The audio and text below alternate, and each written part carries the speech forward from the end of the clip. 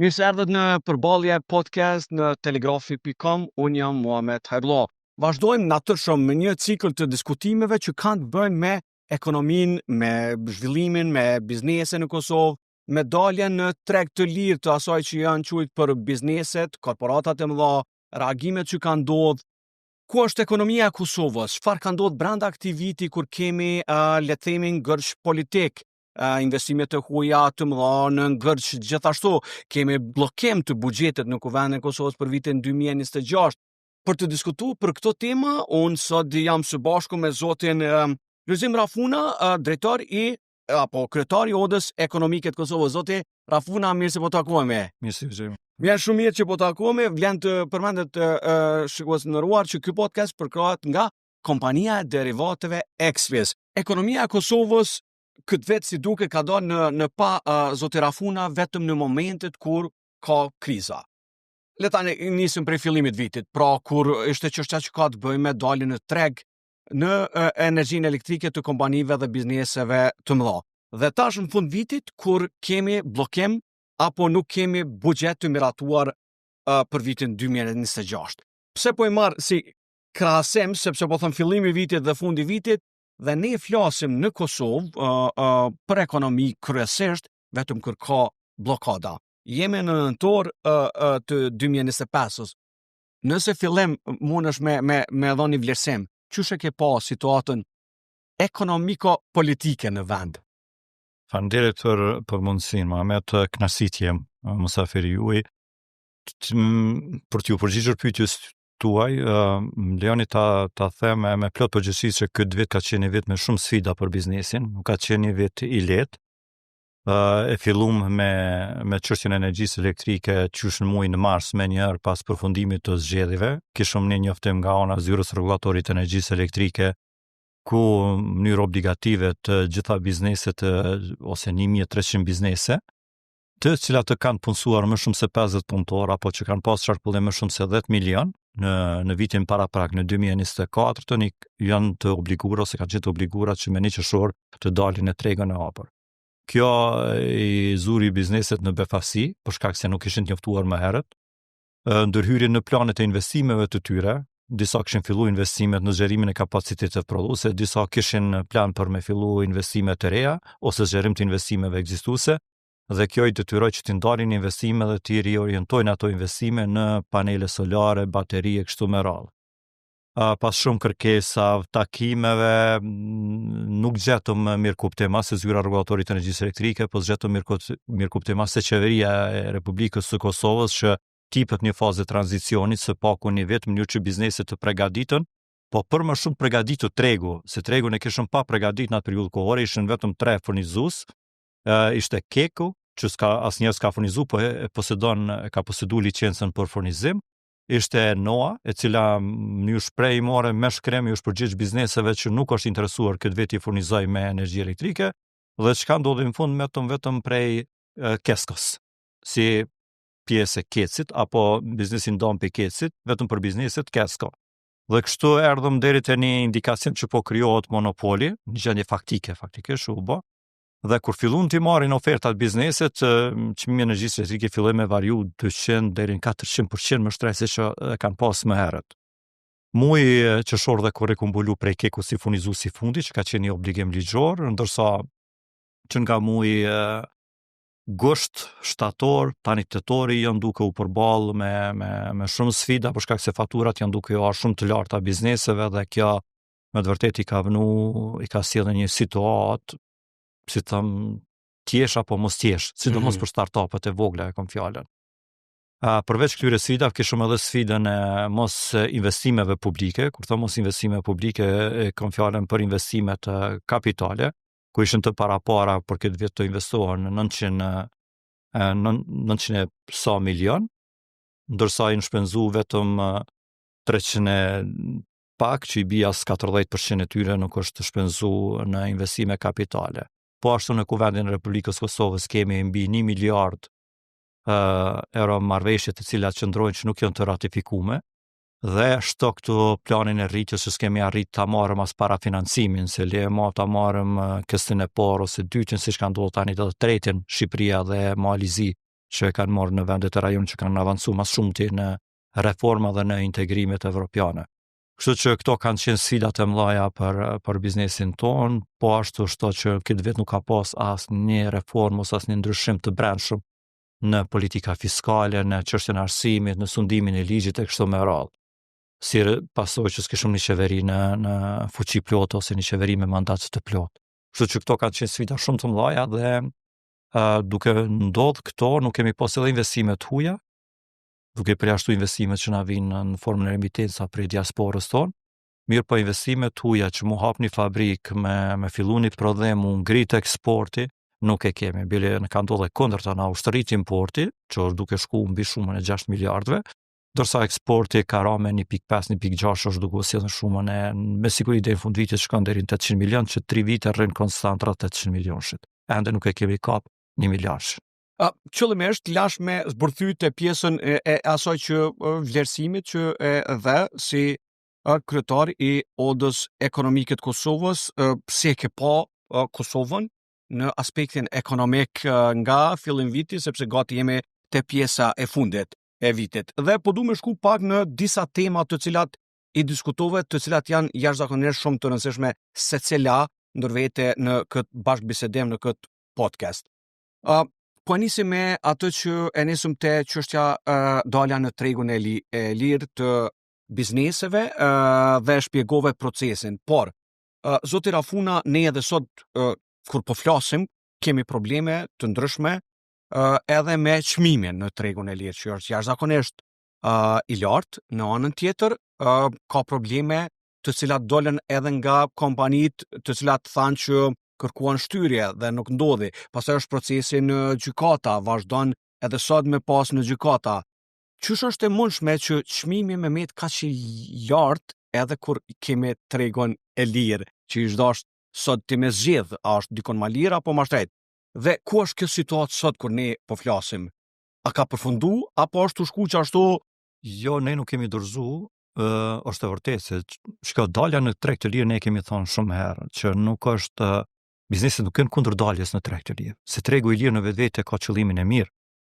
Bile në vendet me të zhvilluar, vendet të bashkimit evropian, po edhe vendet e rajonit, ka ndodhur kur bizneseve është leju që ato me vullnetin e tyre të lirë të vendosin ato me dalën në treg të lirë apo të rrinë me çmim të rregulluar. Për shkak se kur e ki në treg të lirë një konkurrencë më të madhe, ai nuk kupton, ish dashme nuk kuptu që çmimi me qenë më i ulët. Mirë po te na ka ndodhur kundërta, domethënë çmimi i rregulluar ka qenë shumë më i lirë, ndërsa çmimi i tregut të lirë ka qenë në shumë më i lartë. Po ne edhe pas shumë kërkesave që ja bërëm qeverisë Republikës Kosovës, zyrës rregulatorit të energjisë elektrike, madje edhe protestuam për herë të parë në historinë e vet, Oda Ekonomike e Kosovës e ka udhëhequr një protestë për ta shprehur pakënaqësi, një protestë shumë paqësorë, një protestë shumë mirë të organizuar me bizneset për ta shprehur pakënaqësinë me vendimin për daljen e treg të lirë. Më pas fillu me padi individuale në gjykatën komerciale, për shkak se gjykata komerciale nuk e pranon legitimitetin e Odës që një padi e tërë të shkohet për gjitha bizneset. Kemi ndihmu biznesit, kemi asistuar që mi përgatit padi dhe janë me qindra padi në për gjykata duke ushqyrtu. Mirë po, këtë javë ne kishëm edhe seancën në gjykatën supreme, ku gjykata supreme na ka pranu padin e Odës Ekonomike në emër të 1300 bizneseve, ku e kemi padit zyrën e rregullatorit të energjisë elektrike, kishëm seancë dhe tani jemi në pritje të vendosjes nga kolegji i gjykatës supreme. Pra pret një vendim. Presim një vendim, ne nuk kemi dorëzuar dhe si Odë Ekonomike nuk do dorëzohem, përkundër që kemi bërë shumë kërkesa dhe prapë theksoj se nuk ka qenë ideja se ju patentu mi dhon kajet negative këtij procesi që Oda Ekonomike është kundër daljes në treg të lirë. Jo, nuk kemi kundër daljes në treg të lirë. Mirë po kemi kërku një proces shumë transparent, një proces të dialogimit përbashkë, një dialogut publiko-privat që së bashku tulëm dhe ta vendosëm datën që mos dëmtohen bizneset. Se ne çka po bëjmë? Nëse ne nxjerrim bizneset me dhunë dhe pi dëmtojmë në tregun e lirë, atëherë çka kemi arrit? Ku tregu i lirë? Çdo produkt i Kosovës me ai produkt që ka dalë në tregun e lirë, që thuaj se të gjithë kanë dalë në tregun e lirë, se të gjithë kanë të punësuar mbi 50 punëtor. Do të thonë nëse nuk e kanë qarkullimin mbi 10 milion, i kanë të punësuar. Për telegrafin gjarnjona për mediave, vetëm ndoshta që ka dalë në tregun e lirë për shkak të numrit të punëtorëve që ka. Vetëm për shkak të numrit të punëtorëve, edhe çka ka qenë më e keqja, që ti nëse këtë vit ke pas më pak se 50 punëtor, Mirë po, dhënat nga administratat tatimore tu kanë marrë të vitet e kaluar, se kjo ka Dhe qenë një kjo nuk ankesë e po madhe. më ndryshu, Jo. shumë interesant gjithashtu. Nuk mundet më ndryshu, po ti i thu gjendja faktike është kjo, nëse sot i kam 20, për shembull, 45. Se nuk kam nevojë 50, vitin e kaluar kum pas nevojë 50, si vet nuk Do kam. të më prit derisa të përfundon viti fiskal, Viti ç'është fiskal, ashtu.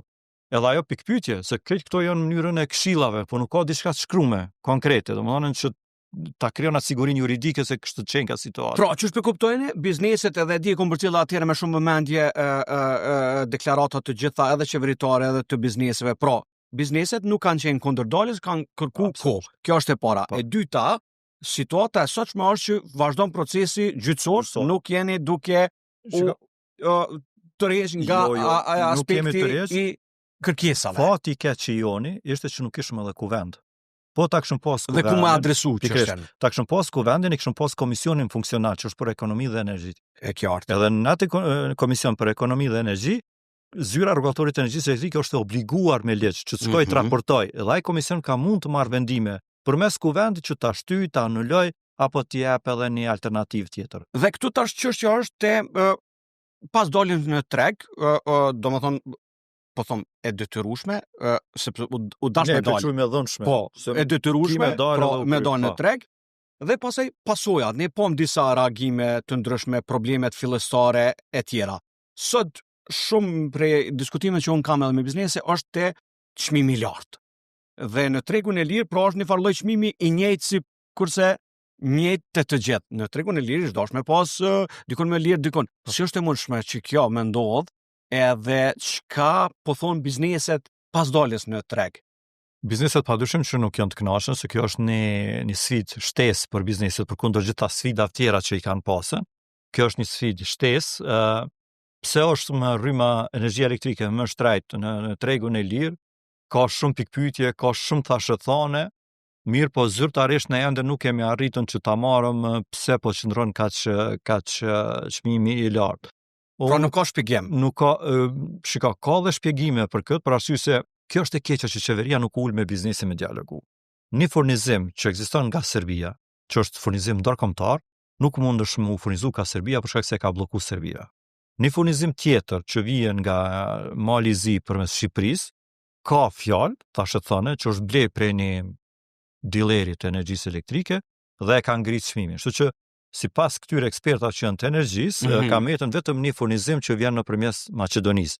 Dhe nuk është vetëm çmimi si çmim i shtrejtë energjisë që blihet në bursa. Mirë, po kur ti shtohen kosto tjera, ato operacionale ato rritin çmimin. E sidomos kjo kosto autostradës, këtij furnizimit që ne tani pe diskutojmë ose që po informohemi që nuk ka mundësi ka Serbia, ka Shqipëria Mali i Zi shumë e shtrejtë, po ka mbet vetëm nga Maqedonia. Mirë, po kjo është në një nivel të fjalëve, domethënë nuk është diçka e shkruar pse është kaq çmimi i shtrejtë. Dhe kjo e ka vështirësuar pastaj çështjen që ka të bëjë te bizneset, e mbi të gjitha në shpesh herë them, pastaj pasojat kush pivojnë qytetar, sepse të gjitha ata le të themi, hade që prodhojnë ushqim, çmimin ato le të themi shtesat që paguajnë më shumë për energji elektrike, ato domosdoshmërisht do të rrisin pastaj çmimet e konsumit ditor. Po, ne kemi thënë prej ditës parë që çmimi i energjisë elektrike është kosto operative për biznesin. Dhe ajo kalkulohet në çmimin final të produktit. Dhe me automatizëm produkti jon do del më i shtrejtë se sa produkti importuar. Dhe çka ndodh? Prodhuesi jon do ta humb tregun, jo vetëm tregun e brendshëm, se të brendshëm po, se na do ta ulëm, do të bie, si them, konsumi, kërkesa për produktin tonë se do të jetë më i shtirë. Dhe qytetari ka mundësi me zgjedhën produkt më të lirë me cilëtetin e njëjtë prapërsisht. Dhe çka ndodh, ai e merr produktin e importuar, se është më i lirë se sa produkti jon. Kjo edhe e mbyt edhe prodhimet vendore. Prodhimet vendore, po ne hallin e kemi të gjithë, po me theks të prodhimet vendore. Se ne me shumë mundi, me shumë djersë, e jemi mundu që ta ngritëm prodhimin tonë, Made in Kosova, produkti joni, ne jemi duke si ode ekonomike duke tentuar me gjitha mjetet që çfarë po thon këta që janë të oda ekonomike që janë prodhues vendor? Ata janë shumë shqetësuar, edhe është duke u vrejt, si them ajo sfida për me majt sasinë që e kanë prodhuar deri më tani, se për me rrit sasinë nuk bëhet fjali që ec, po sasinë që e kanë për me majt në treg, so kanë me majt nuk e di, mirë po shpresa është e gjykata supreme që do të vendosë në favor të bizneseve. Dhe shpresa tjetër që na jetë me shpresu është që të kemi sa më shpejt kuvendin, komisionin ku do të kemi mundësi mi furnizu me prova, me dokumente, me analiza, me studime, që të njëjtat ja kemi dorëzuar dhe qeverisë bile dorë kryeministrit ja kemi dorëzuar. Po asnjëherë nuk janë marrë për bazë. Kështu që shpresojmë që gjykata do të sjellë një vendim të drejtë, do ta rikoperon së paku gjendjen ose dëmin që është bë dhe tulmi gjithë së bashku ta caktojmë një datë se kur do të jetë data ose me mentuar më e mirë për me dalë në tregun e lirë. Kjo sa i përket sektorit të energjisë, tregut të lirë, bizneseve dhe korporata. E diskutuam një çështje tjetër shumë të rëndësishme me të drejtë ekonominë në përgjithësi, stagnimin e ekonomisë brenda këtij viti, pra pa kuvend nga fillimi i vitit, pa me qeverinë e detyrë, me investime kapitale të mangta dhe fare që nuk kanë ndodhur dhe miliona dhe miliarda që po rrin edhe në Bankën Qendrore të Kosovës të pa investuara për shkak të zhvillimeve dhe marrëveshje ndërkombëtare që i përmendë me shumë të drejtë në kuvendin e Kosovës, të cilat nuk kanë mujt me kalu. Kur jam mbledhur tash kësaj pjesës të energjisë problemeve, shtok të buxhetit dhe të mos investimeve, është e rënduar situata ekonomike këtë vit, apo kjo tash në fund këtij viti menzish po presim sa më shpejt kemi institucione të reja në mënyrë që të zhbllokohet ky proces. Nëse ka dhe shifra, absolutisht. Ka dhe shifra. Shika, situata ekonomike nuk e dia ka qenë ndonjëherë më e rëndë se sa që e kemi sot. Edhe me gjitha bizneset kur diskuton, nuk ka një motiv, nuk ka një shpresë për me fillu me investue në Kosovë. Edhe shifni investimet e kompanive kosovare që kanë investuar në Maqedoninë e Veriut, në Shqipëri dhe në Maltëzi, këto 2 vitet e fundit sa janë rritën. Asnjëherë në historinë e këtij pas luftës nuk kanë qenë më të larta se sa 2 vitet e fundit. Nëse shohim rritjen ekonomike vitin e kaluar kemi pas 4.57, 4.6. Ndërsa deri më sot rritja ekonomike shkon në 3.7, parashikimi i Bankës Botërore është që do të jetë 3.9. Ndërsa në vitin 2015 dhe 2016 e kemi pasën 5.9, 5.7, ndërsa në 2017 ka qenë 4.9. Shikone, rritjen ekonomike që e kemi tash e kemi pas në vitin 2016, 17, 18. Në këtë periudhë kohore ka qenë. Dhe kjo më së miri të tregon se ku jemi na si ekonomi dhe sa kemi rritje. Gjithmonë thirrmi që ne kemi rritjen më të madhe në Ballkan. Po nuk jam sinqer se baza jonë ndryshon prej bazës që ka Shqipëria, prej bazës që ka Maqedonia, prej bazës që ka për shembull Gjermania rritjen ekonomike ka 2%, ato ti thosh që ne kemi rritjen më të madhe se tonë, Gjermania. Po çfarë baze ka Gjermania, çfarë baze kemi na? Kosova do të me urgjencë mu orientue në ekonomi, për ta pas një zhvillim më të madh ekonomik, po edhe për të mundsuar qytetarëve të Republikës Kosovës për me pas një standard më të mirë të jetës. Çka duhet? Pra këtë vit kemi pas inflacion, rritje të çmimeve. Po inflacionin kemi mbyll vitin e kaluar, vitin 2024 me 1.6 ka qenë inflacioni. Kurse sot kur po bëjmë këtë intervistë ka inflacionin e kemi mbi 4%. Edhe nëse i shohim të dhënat Agjencisë Statistikave të Kosovës, ndikuesi më i madh në inflacion ka ndodhur energjia elektrike. Ndikimi që e bisedum, ndikimi i çmimit të energjisë elektrike është ai që ka shkaktuar inflacion. Plus shto këtu faktin që ne importojmë inflacionin. Dhe ky inflacion sot do reflektohet te xhepat e qytetarëve të Republikës Kosovës. Ti mundesh me arrit pagën, mirë po nuk mundesh me arrit vlerën, se një shport familjare që ka pas një vlerë tjetër vitin e kaluar, për shembull një shport familjar nëse vitin e kaluar ke bler me 500 euro. Në vitin 2025 po atë shport që ke bler vitin e kaluar me 500 euro, këtë vit të nevojitën 800 euro me këtë trend inflacionit. Edhe këto është e keqja që qeveria e Republikës Kosovës, përkatësisht ministri i financave, kur nuk e ka marrë për bazë dhe kur nuk e ka marrë mundin që me pas se si mundet me ndikuar që me zbut inflacionin. Kur jemi te inflacioni dhe te kjo te ekonomia, përmendet gjithashtu edhe te klima investimeve dhe bashkëpunimi ndërkombëtar. Në sozën normalitetit, asnjë investitor i huaj në bashkëpunime ndërkombëtare kur nuk ka qeveri, kur nuk ka kuvend, kur sepse klima politike ndikon edhe në imazh ndërkombëtar të Kosovës absolutisht, dhe e përmende edhe ato marrëveshje ndërkombëtare të cilat kanë mbet në kuvendin e Kosovës. Ne kemi parë thirrje edhe të ambasadave të huaja në Kosovë për mi votu marrëveshje ndërkombëtare të cilat janë të rëndësishme, ka kredi, ka marrëveshje të cilat në fund ditës prap qytetari po e psojnë, sepse aty është një kanalizim, është një shkollë, është një zhvillim bankar, ku ta dione, pra në fusha të ndryshme. Dhe qysh ky vit, qysh ka ndiku në këto klimën e investimeve dhe në bashkëpunimin ndërkombëtar të Kosovës? Po, nuk ka qenë një imazh i mirë i Kosovës, a them drejtën, në sytë e ndërkombëtarëve, ka pas shumë vrejtje ose shumë pakënaqësi, sidomos te pjesa kur ne kemi qenë dhe ende jemi në sanksione të Bashkimit Evropian, më pas pezullimi i dialogut strategjik. Shikoni, këto të gjitha ndikojnë te investitorët e mëdhenj, te bizneset e mëdha. 99% të bizneseve para se munis me armë investu në Kosovë, ata takohen me një qeveritar të vetën dhe e pyesin për çasjen ose e pyesin për me pa se cila është pasqyra e qeverisë aty në vendit për shtetin tonë, për Kosovën. Më pas kanë qenë edhe deklaratat nëpër media të zyrtarëve të lartë shtetit se ne po sulmohemi prej Serbisë, do sulmohemi prej Serbisë. Ushtria serbe është ofruar afër kufinë, nuk e kemi shit atë imazhin që Kosova vendi më i sigurt se ka trupat e NATO-s Kosovë. Ne si qeveri qëndrojna mbrapa çdo investitori që vjen me qëndru mirë me stafin diplomatik që e kemi në Kosovë, që mi qëndru mbrapa çdo investimi tuaj që vjen në Kosovë. Edhe shto këto brenda që i kemi pas këto procese të zgjatura politike, mos themelimi i qeverisë është siguria politike. Kur bisedona me biznese ndikon kjo te shumë ndikon, shiko. Nëse muj me ndo pa, jo vetëm biznes i huaj, po edhe biznes vendor. Para se me bëni investim, a është cila siguria politike. Se nëse ty çdo vit ndryshohet një qeveri, ai nuk dihet i sigurt me investu. Ti çdo vit janë ndryshon politikat fiskale për shembull. Më pas siguria juridike, legjislacioni, sa shpesh ndryshohet legjislacioni. Nëse ti çdo vit janë ndryshon legjislacionin, ti e rregullon atë biznes.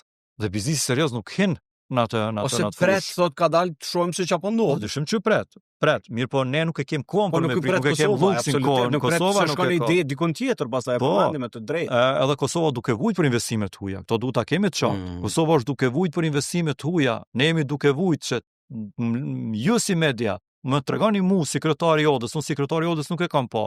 Mirë, po, më korrigjoni nëse jam gabim, që 3 vite cili brand evropian, se jo ndërkombëtar botror, po evropian ka investu në Kosovë. Po. Unë edhe duke qenë udhëheqës i Odave të Ballkanit Perëndimor këtu.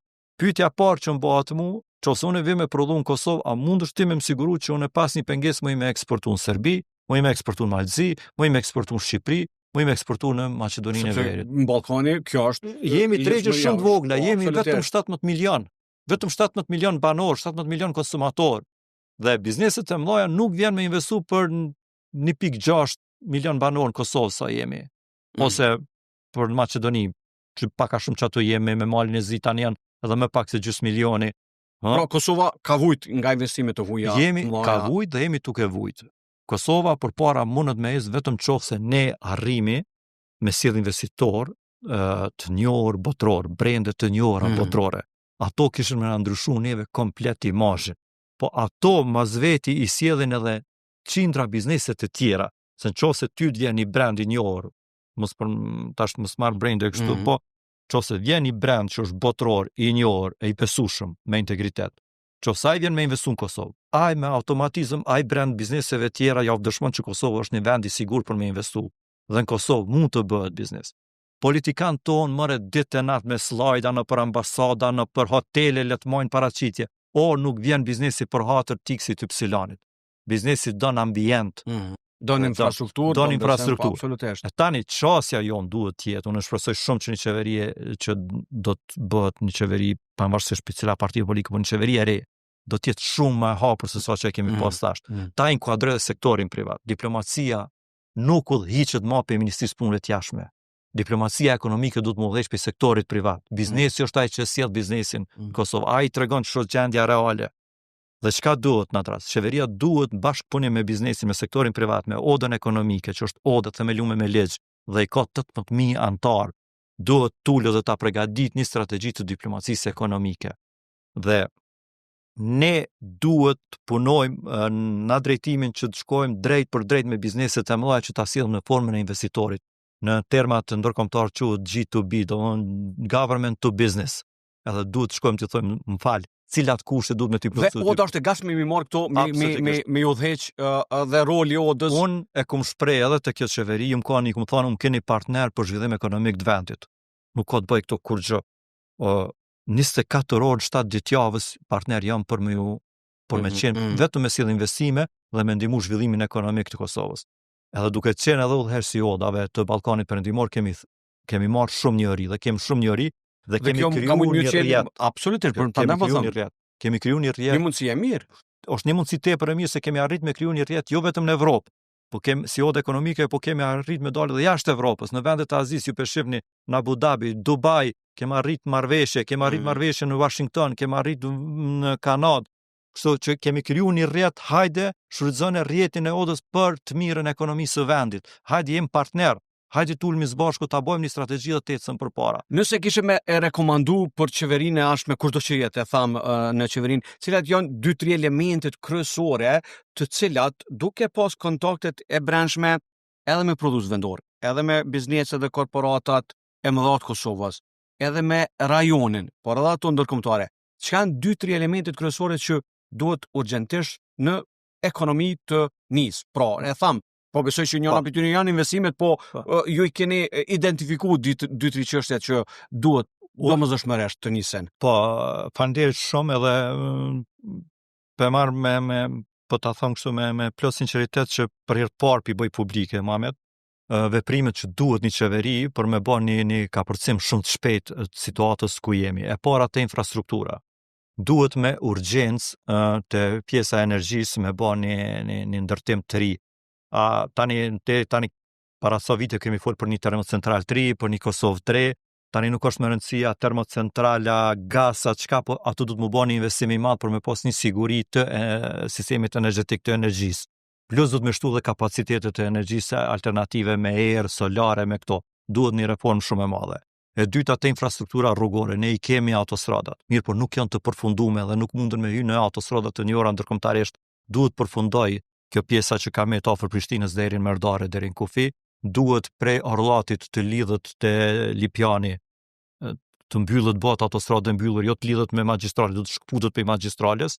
E treta duhet në Hekurudha, është urgjencë, dhe kur thom për Hekurudhën dhe autostradat Muhamet, po them për herë të parë, duke parë edhe rajonin, po duke qenë edhe në kontakt me shumë diplomat. Nuk bëhet fjalë këtu vetëm për sa i përket zhvillimit ekonomik, po edhe për çështje të sigurisë. Ma shumë se të ushtarak të vendit, po edhe për siguri të NATO-s, nevojitën edhe për shfrytëzim ka NATO. Për këtë arsye Hekurudha është urgjencë. Urgjencë vendet e rajonit, a me qëllim, a pa qëllim, janë duke na lënë si një pikë e zezë, janë duke na ikur. Tani Serbia ka tendenca që mu lidh me Shkupin dhe me Selanikon. Bile janë duke e dizajnu Hekurudhën e trenit të shpejtë që shkon 250 km/h për udhëtar. Nuk guxon Kosova me met e anashkaluar në këtë proces. E dyta, ne duhet fatmirësisht që e kem Shqipërinë, po duhet t'i ndihmojmë që Hekurudha që vjen prej Durrësit. Ka lënë për Malzihin në Kosovë, kjo duhet ne të kyçmi sa më shpejt dhe Kosova të jetë tranzit që të lidhemi me Serbinë, për mu lidh me Kroacinë dhe me Hungarinë. Kështu që Hekurudha është projekt top strategjik, edhe për zhvillim ekonomik, po edhe për çështjet e sigurisë. Më pas duhet mos ta harrojmë është një dhuratë që na ka dhënë Shqipëria portin e thatë. Mbas Hekurudhës duhet me mish e me shpirt, po shprehna kështu fjalën popullore, që ta aktivizojmë portin e thatë, ta ndërtojmë portin e thatë se është për të mirën zhvillimit ekonomik të vendit. Te infrastruktura ligjore, duhet politikat fiskale, duhet me urgjencë reforma në tatimin e vlerës së shtuar. Nuk shkon që biznesi me kreditu shtetin në momentin e importimit ose në momentin e blerjes, po duhet të vëshet paguhet në momentin që konsumatori konsumon mallin, që ekziston krejt botën, duhet të kthehemi në normalitet, më 25 vjet kalun prej 99-s. Nuk ka arsye as logjike, as ligjore, as në kapacitete administrative që me thonë vëlla ende kem nevojë me mbledh në kufi ose në momentin e blerjes. E dyta, tatimi doganor duhet të eliminohet. U është eliminuar për shumë produkte, mirë po duhet të eliminohet se eliminohen edhe shumë procedura burokratike, të cilat pengojnë biznesin sot. Në sistemin arsimor duhet me urgjencë mu bë reformë që sistemin arsimit me lidhje me kërkesat e tregut, ne ende diplomojmë kuadra të cilat nuk mund me gjetë vendin, nuk mund me gjetë vetën në tregun e punës. Dhe çka ndodh dëshpërimi i madh, dhe ai kuadër na ik si i kualifikum. Bile një analizë që kemi bërë me bizneset tona si mosër nodë ekonomike. Sfida më e madhe nuk është më korrupsioni ose mungesa e energjisë elektrike. Sfida më e madhe është mungesa e fuqisë punëtore dhe më njëherë vjen mungesa e fuqisë punëtore së kualifikuar. Domethënë edhe këtë fuqi punëtore që e kem nuk është e kualifikuar. Për këtë arsye nevojitet me urgjencë. Nevojitet me urgjencë reforma në sundimin e ligjit. Ja, e kish javën e kaluar konferencën e prokurorëve ku pat kritika në gjitha adresat e institucioneve më të larta të vendit tonë, në qeverinë, kuvend edhe në treta cila ke, ku nuk ju dohet buxheti mjaftueshëm që me punsu prokuror, me punsu asistent profesional, në mënyrë që lënt në një afat sa më të shkurt, mos më përshkruaj lënt, po dhe paramendoj ti kush vjen me investu në Kosovë qose një kontest i vogël. Në kontrat, ta merr në shkallën e parë 3 vite, edhe në shkallën e 2, 3, 6 vite. Sundimi i ligjit është shumë i rëndësishëm. Për biznesin nganjëherë shumë pak ka rëndësi objekti i vendosjes se sa ka rëndësi koha. Mu zgjidh në periudhë sa më të shkurt dhe të arsyeshme, që me ditë rezultatin përfundimtar të atij kontesti. Këto janë disa nga veprimet që i përmendëm disa se ka shumë, po disa që janë më urgjente që duhet me ndërmarr, shto këtu edhe diplomacinë që thash ekonomike. Shteti jonë ka urgjent ki diplomaci me abort sektorit privat. Nuk shkon më te sektori publik, Muhamet. Shkon për te ekonomisë. Për këtë arsye unë kum pa që po veprojnë vende tjera dhe që kanë deportu vende tjera në çdo pore, edhe në lobim edhe në gjitha. Kështu që shpresojmë që do të kemi ministra që kuptojnë vendimars edhe që dojnë të mirën vendit. E kjo është 2 çështje tjera të fundit, për na shumë shpejt koha, tema shumë të gjitha jashtëzakonisht interesant në këtë podcast, jo intervistë klasike. Miki prej mendjes te ajo pjesa e investimeve të gjendja ekonomike të bizneset. Bankat, kredit, rritja e kamatave të kredit që ka ndodhur dhe limiti i dhënies së kredive nga bankat e Kosovës, që ka ndodhur edhe në diskutime shen edhe me kompani, edhe me biznese, ka mungesë të keshit që quhet për shkak të investimeve që ka ndodhur kapitale në Kosovë.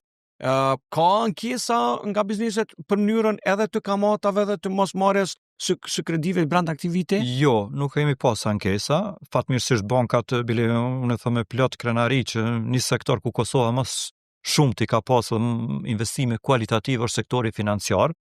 Dihet i kemi bankat shumë kredibile dhe bankat që na vinë shumica prej vendeve të Bashkimit Evropian. Po edhe ato që na kanë ardhur prej Turqisë janë banka shumë kredibile dhe biznesi është shumë i kënaqur me shërbimet që i kanë marrë nga këto banka. Tani çështja e limitit të lëshimit kredive, po jemi dëshmitar të gjithë, mirë po për këto kanë qenë njoftuar edhe bizneset. Kjo nuk është diçka që e ka pru situata, po është Jo. Ka qenë në për shkak rregulativës së Bankës Qendrore që ka bërë mirë, domethënë që në bashkë diskutim me Bankën Qendrore edhe me bankat komerciale, po edhe me biznesin është, si më thonë, është pak ngadalsu për shkak se një vit paraprak kishëm një rritje më të madhe të kredive. Prandaj pyeta. Po është më sistemi i shëndosh, kjo është mirë kur ndodh. Okej. Edhe bizneset ata që kanë pas në çat periudhë kohore nevojë për me marr ndonjë kredi për investim apo çka do të shoh, ju është ofruar alternativa, kanë pas mundësi me marr. Shiko, tani edhe në vendin tonë ti mund nuk është te biznesi sistemos, po foli nuk është e patjetër ose obligueshme vetëm Kosovë bankat tona.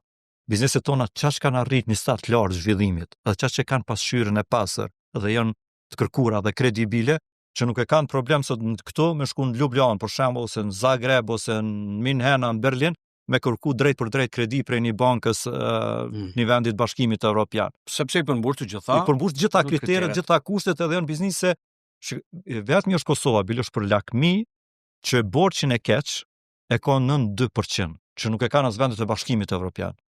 Kjo ta tregon se sa bizneset tona janë korrekte, se sa janë korrekte. Po kemi nevojë shumë për lajme. Kjo është lajm shumë i mirë, me vite mirë bëhet kjo, po kjo më së miri ta tregon se sa qytetarët e Republikës Kosovës, po edhe biznesi janë korrekt në kthimin e obligimeve që i kanë. Për këtë arsye janë shumë të lakmueshme edhe për me bë biznes, por edhe për kredidhënie. Dhe asnjë biznes nuk ka ardhur me thonë që nuk kam nevojë për një kredi, ose më marr një kredi.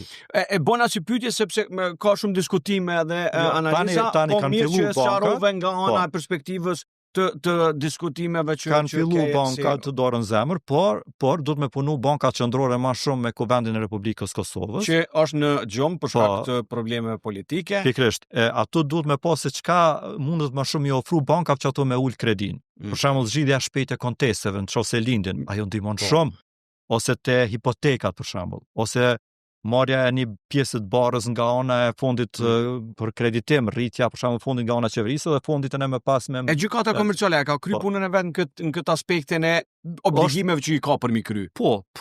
Por mund vje keq se gjykatën komerciale prap e kanë stërngarku me land. Kjo është e keqja, domethënë nisëm diçka të mirë. Kanë dërgu shumë land, kanë dërgu landra të vetra, krye edhe këto. Po tani problemi po është se ata gjykatë se kanë një farë sistemi ato prirë transparencës. Edhe ai do të më prit tash landa që vjen sot, do të më prit disa të kryejnë ato land tjera, dhe ajo merr kohë. Kështu mirë po të shpresojmë që qeveria e ardhshme, buxhetin e ardhshëm të ndojë buxhet shtesë për Këshillin Gjyqësor të Kosovës, Këshillin Prokurial, punëson gjykatë të ri, punëson ekspert të ri dhe land të zgjidhen sa më shpejt.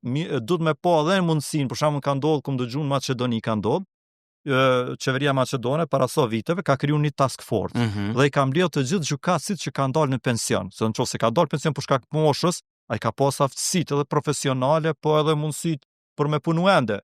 Dhe i ka angazhuar si task force ad hoc për me zgjidh një grumbull të landeve. Ajo i ka lecu shumë me pas gjykatat, se këta task force janë marrë me land të vjetra, ndërsa gjykatat kanë procedu me land të reja. Von qëllimi është në kohë të arsëshme për me zgjidh kontestin. E fundit si çështje e nisëm me ato që ka të bëj me temën kryesore që ka të bëj që Oda ka shtyr përpara këtë vit me çështjen e daljes në tregun e lirë, protestën e madhe që ka ndodhur në Prishtinë, kërkesat për me shtyja afatin, e analizuam situatën ekonomike, investimet e huaja, aspektin politiko-ekonomik, gjendjen e bizneseve, për të ardhur një temë që është diskutabile shumë këto ditë. Tash po të pyes edhe nga perspektiva jote profesionale, edhe në Ministri Financave, edhe në doganat e Kosovës, buxheti i Kosovës 2026. Njëra prej tema kryesore që është diskutuar këto ditë, a do të kem krizë buxhetore, a do të kemi paga në janar të vitit 2026, me një kuvend që nuk po dihet se si do të shkojë, me një qeveri apo zgjedhje të reja që nuk do dihet se si do të shkojë. Nga perspektiva jote dhe ekspertiza profesionale, a mund të buxheti i vitit 2026 të kaloj kjo fazë edhe në vitin e ardhshëm, apo ne duhet ta miratojmë gjithçysh brenda këtij viti që shumë vështirë po dohet e dukshme? Kemi pas situata të tilla, nuk është hera e parë që po ndodh, kemi pas në të kaluar, unë kam qenë dëshmitar i një situate të tillë ku muajin janar patëm pas sfidë për me aprovu buxhetin, po ashtu edhe shkurti, dhe në mars na është dashur një vendim i Kuvendit të Republikës Kosovës në periudhë kohore. Në mars e kemi pas kuvendin. Mirë po, sa i përket muajit janar dhe shkurt, nuk ka asnjë problem. Sa i përket pagesave, shpenzimeve. Janar dhe shkurt 2026 nuk ka asnjë problem. Mund të kalot me buxhetin e vitit 2025. Është ligji për menaxhimin e financave publike dhe përgjithësit, i cili e përcakton shumë mënyrë të qartë që buxheti i vitit 2025 bie tani, në rast se nuk kem buxhet të vitit 2026 të aprovuar, për shkak se s'ki qeveri, s'ki kuvend, domethënë për shkak se s'ki këto rrethona, atëherë muaj janar implementohet 1/12 e buxhetit të vitit 2025. Që nuk kupton gjitha shpenzimet rrjedhse mund të bëhen pagesat pa asnjë problem. E qartë. Po ashtu edhe muajin shkurt. Pa të spote qeverisë, pat kuvend, implementohet 1/12 tani e buxhetit të vitit 2025. Domthonë janari dhe shkurti janë mbuluar, 2 muaj drejtori e rregulluar. Drejtori i thesarit i ka të gjitha autorizimet për ekzekutimin e pagesave këtyre, domthonë nuk ka asnjë nevojë ose asnjë kërkesë ligjore që cilët na autorizojnë. Pra, problemi që shpe kuptoj që nga marsi 2026. Muajin mars nuk mundet, domethënë me automatizëm mu implementu buxheti i vitit 2025. A mund të ketë ndonjë zgjidhje? Zgjidhja është vetëm nëse kemi kuvend të konstituar, vendim të kuvendit, kuvend të konstituar, atëherë mundet në muajin mars. Bili ligji e parashë për çdo muaj, në një vendim muajin mars, dhe më pas prap duhet kuvendi për muajin prill. Pra do çdo herë kuvendi, çdo muaj duhet me bë vetëm për mars edhe për prill. A vetëm për mars dhe prill? Po. Vetëm për mars dhe prill. Muajin maj nuk mundet as kuvendi, dhe në muajin maj ndalen të gjitha pagesat nga buxheti i shtetit me përjashtim të obligimeve dhe normave të interesit maturitetit që e kemi me organizata ndërkombëtare borxhet. të Të cilat i cilat ka s'ka Kosova. qarje pa i Ato kry nuk Kosovë. ndalen. Ato me automatizëm fillojnë më implementu. Unë po Ndërsa- besoj me çdo që e the, unë e kam shumë të qartë, po besoj se pyetja ke për publikun me kuptu, Po. ngalojmë që do të ndojmë të telegraf, shpjegimi i kësaj, mendoj sepse ka pas gjatë kësaj periudhe diskutime të ndryshme, edhe nga njerëz politik dorën zemër, edhe nga njerëz që fort nuk e njohin procesin, qëllimshëm bona pyetje për me mujt me shpjegu se si shkon kjo procedurë. Po shpresoj që nuk ka me ardhur puna deri çashtu, që kemi me pas një Po zgjidhje. vetëm nëse më kishë një sqarim shumë të vogël. Nuk mundet tani mu sjell një vendim prej kuvendit që pe implementojmë buxhetin për muajin mars dhe prill. Jo tash. Pa u shtjerru Të gjitha hapat tjera. konkret, si ligji nuk ka leju para gjykime ose para shikime që nuk do të ketë kuvend në muajin mars, se hajde të muajin dhjetor ta sillëm një vendim për mars dhe për prill. Nuk lejohet. E pyetja e fundit për një përgjigje shkurt. Çka do të jetë roli i Odës gjatë muajve dhe ditëve tashme? Ne si Odë ekonomike jemi konsolidu dhe jemi bërë një partner shumë i rëndësishëm për gjitha organizatat ndërkombëtare, për gjitha Odat e Bashkimit Evropian, dhe çdo tretën e javës e kemi nga një delegacion të huaj që sjellëm në Kosovë. Qëllimi është që sa më shumë delegacione cilëm Kosovë që ta shohin që Kosova është një vend i zhvilluar, se ka ende paragjykime që është një vend i dalë nga lufta, është një vend i shkatërruar, ata që s'kan pas mundësi të vinë ta vizitojnë Kosovën ta shohin. Jam shumë i lumtur me ato që ka arritur Oda deri më sot. Tani jemi ka fundi i vitit, këtë vit patëm edhe 2 antarësime në 2 organizatat më ndërkombëtare. Në organizatën ndërkombëtare për barkoda, ku për herë të parë Republika e Kosovës do t'i përdor barkodat në mallin, në prodhimin e tyre, dhe malli ku do në botë që do të shkon do të identifikohet që është i Kosovës, e para. E dyta do të jetë një mall që do ta shtoj sigurinë e konsumatorit, për shkak që ka një barkod të njohur ndërkombëtarisht, që shohet për organizatës ndërkombëtare, por ne si Odë në emër të organizatës ndërkombëtare ja fshesëm ose ja japëm në shfrytëzim prodhuesve tanë për me vendos, ajo ja rrit vlerën mallit të tyre ose produktit të Kosovës, dhe me këtë edhe Kosova se patmet vetëm Kosova që s'ka qenë pjesë e kësaj hartës. Kemi për këtë shfrytëzoj rastin ta falenderoj Odën ekonomike të Turqisë që ka bërë një punë të jashtëzakonshme në lodhim. Nuk krijon shpull. Jo, edhe shfrytëzoj rastin ta falenderoj ambasadën e Shteteve të Bashkuara të Amerikës që na kanë ndihmuar edhe me lobim, po edhe me financim, në kuptimin për me arrit këtë sukses. Po ashtu jemi afër në përmbylljes së procesit të ata karnetit, një dokument ndërkombëtar që do ta përdorin bizneset tona për herë të parë, që do t'ju kursen kohën, do t'ju kursen shumë shpenzimet kur tranzitojnë përkohësisht madhra nga Kosova ose prej jashtit në Kosovë. Kështu që ne si Odë ekonomike mbyllim një vit shumë të suksesshëm. Po më duhet që ose mep një sekond kohë, Muhamet, kemi edhe një forum shumë të rëndësishëm që do ta marrim në Brezovic për herë të parë. Do të jetë një forum për investime në Kosovë dhe në vendet e Ballkanit. Fati joni keq që nuk patëm qeveri prap me mandat plot dhe shumë diplomat që kanë shprehur interesim me ardhur, por shkak që nuk e kemi qeveri me mandat plot, ju ka paraqit për shkak protokollit pak sfidë. Ne i mirëkuptojmë ata. Kur në bëhet kjo? Në Brezovic do të bëhet me 26 nëntor. Do të jetë një event shumë i madh, do të jetë një event ku Kosovën do ta paraqesëm se cilat janë të mundësitë dhe të mira që ka Kosova për me ardhur me investu. Po më shumë se event ky do të jetë tradicional, domethënë do të marrë çdo nëntor të çdo viti tashëm, ku do tentojmë të sjellim sa më shumë diplomat në kuptimin e ekonomisë, do të sjellim sa më shumë biznese të njohura ndërkombëtare që të fillojnë të familiarizohen dhe ta shohin që Kosovë mund të investohet dhe është vend i duhur për me. Po shpresoj që edhe telegrafi do të jetë aty për të përcjell një ngjarje kaq të rëndësishme ekonomike. Faleminderit shumë zotë Lulzim Rafuna për diskutimin në këtë podcast për temat ekonomike, për zhvillimin ekonomik, për ajo që ka të bëjë me sektorin e energjisë, me daljen në treg, problemet ekonomike, sfidat, por jo vetëm sfidat, por edhe të ardhmen dhe veprimet se çfarë duhet të bëhet në të ardhmen në sektorin e ekonomisë. Faleminderit shumë edhe një herë. Faleminderit shumë. Shumë nderuar, ishim me Lulzim Rafuna, drejtor i Odës ekonomike të Kosovës. Shihemi në përballje podcast tjetër të radhës.